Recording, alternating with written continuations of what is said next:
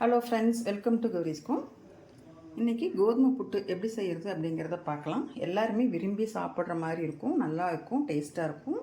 குழந்தைங்கள்லேருந்து பெரியவங்க வரைக்கும் விரும்பி சாப்பிட்லாம். தினமும் இட்லி தோசைன்னு சாப்பிட்றதுக்கு பதில் இதை சாப்பிட்லாங்க ஒரு நாளைக்கு செஞ்சு.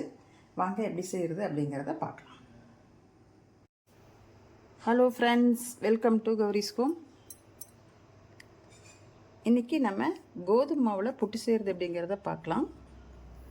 டெய்லி இட்லி தோசைனே சாப்பிட்டு போர் அடிக்கும் இல்லையா? அதனால் கோதுமை மாவில் புட்டு செய்வேன் இன்றைக்கி. ஒரு நாளைக்கு பிள்ளைங்களுக்கு அப்படி செஞ்சு கொடுங்க, சாப்பிடுவாங்க. இப்போ நான் வந்து இதில் 3 கப் மாவு எடுத்துருக்கிறேன்.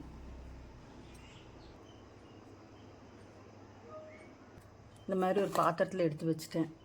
லைட்டாக ஒரு பிஞ்சு உப்பு போட்டுக்கிறேன், பவுடர் சால்ட்டு.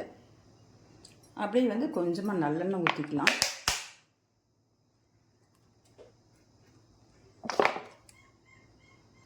இதை வந்து முதல்ல நல்லா இப்படி பிரட்டி விடணும், கலந்து விடணும்.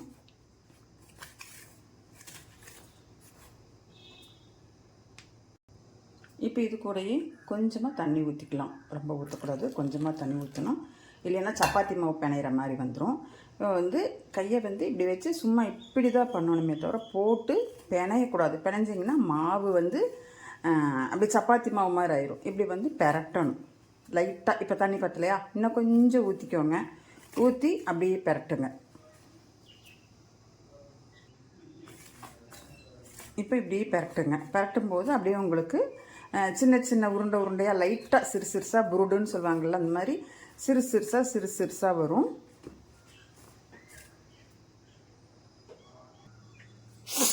இப்போ நல்லா இந்த மாதிரி இப்படி சும்மா இப்படி பண்ணிங்கன்னா போதும். ரொம்ப போட்டு பெரட்ட வேண்டாம். பாருங்கள், இப்போவே மேலே வந்து இந்த மாதிரி வருது பாருங்கள். இந்த மாதிரி இருந்தால் போதும்.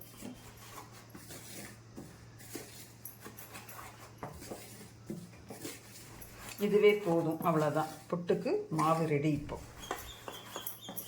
இப்போ நீங்கள் ஏதாவது ஒரு பாத்திரம், நீங்கள் இதில் இட்லி பாத்திரமா இல்லை அவிக்க இருக்குன்னு தனியாக ஏதாவது வச்சுருக்கீங்களான்னு பாருங்கள். அந்த பாத்திரத்தில் எடுத்து தண்ணி ஊற்றிக்கலாம். நம்ம இப்படி செஞ்சு கொடுங்க, குழந்தைங்க நல்லா விரும்பி சாப்பிடுவாங்க.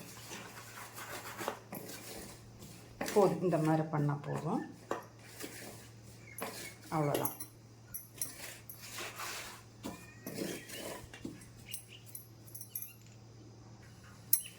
மாவை போட்டு ரொம்ப போட்டு பிசையாமல் கசகசன்னு பண்ணாமல் இப்படி சும்மா மேலால் பெரட்டி இப்படி ஒரு இட்லி பாத்திரத்தில் நான் வந்து இன்றைக்கி இட்லி பாத்திரத்தில் வைக்கிறேன். இப்படி எடுத்து அப்படியே பொழுன்னு வைங்க.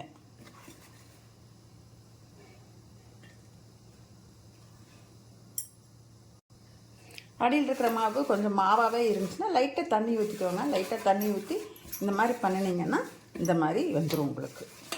இப்போ இதை எடுத்து மறுபடியும் வச்சுக்கலாம். இப்போ இட்லி பாத்திரத்தில் அடியில் தண்ணி ஊற்றி இந்த மாதிரி இட்லி பாத்திரத்தை வச்சு மூடி வச்சிடலாம். இப்போ மூடி வச்சிடலாம். 10 நிமிஷம் கழித்து பார்ப்போம் எப்படின்னு சொல்லிட்டு. இப்போ கோதுமை புட்டு வெந்துருச்சான்னு பார்ப்போம். பாருங்கள், ஒரு பக்கம் கலர் மாதிரி இருக்குது, ஒரு பக்கம் கலர் மாறல. இன்னும் கொஞ்சம் கலர் மாறணும். பாருங்கள், இந்த மாதிரி கலர் மாறணும். இன்னும் மாறலை. இன்னும் ஒரு 5 நிமிஷம் வைப்போம். நல்லா வெந்த மனம் வந்தாச்சு. இப்போ வந்து எப்படி வெந்திருக்குதுன்னு பார்ப்போம். பாருங்கள், இப்போது கலர் மாறி இருக்குது, நல்ல மனம் வந்துட்டுருக்குது. இப்போ நம்ம இதை எடுத்துடலாம். இப்போ நான் வந்து மாவை பிசைஞ்ச அந்த இதுலேயே பாத்திரத்துலேயே போட்டேன். நல்லா இந்த மாதிரி எடுத்து நல்லா இந்த மாதிரி பண்ணிக்கோங்க. இதுலேயே வந்து இதில் நாட்டு சர்க்கரை அப்படின்னா நான் வந்து இன்றைக்கி மண்டபலத்தை பொடிச்சு வச்சுருக்கிறேன், அதை போட்டுட்டேன். 3 கப் மாவு எடுத்தேன், 1.5 கப்பு போடுறேன். உங்களுக்கு சர்க்கரை அதிகமாக வேணால் நீங்கள் பார்த்து போட்டுக்கோங்க. இது கூடவே வந்து 2 ஏலக்காய் பொடிச்சு வச்சுருக்கிறேன். வாசம் பிடிச்சவங்க அதிகமாக போட்டுக்கலாம். இதில் வந்து நெய் நல்லெண்ணெய், தேங்காய் எண்ணெய் போட்டு பிரட்டி சாப்பிட்லாம். நான் இன்றைக்கி வந்து தேங்காய் எண்ணெய் ஊற்றிருக்கிறேன். நெய் ஊற்றிருக்கலாமா? தேங்காய் எண்ணெய் ஊற்றிட்டு இந்த மாதிரி கையில் பரட்டிக்கலாம், இல்லை கரண்டி வச்சு பரட்டிக்கலாம். நல்லா அப்படியே அந்த ஏலக்காய், தேங்காய் எண்ணெய், மண்டை வெல்லம், கோதுமை மாவு எல்லாம் மனசுமா கம்ம கம்மன்னு வருது. இப்போ நீங்கள் ஒரு தட்டத்தில் இந்த மாதிரி புட்டு, கோதுமை புட்டை எடுத்துக்கலாம். கோதுமை புட்டை எடுத்து இது இப்படியே கவுத்திக்கலாம். இப்போ இந்த மாதிரி கவுத்திட்டு இதுக்கு மேலே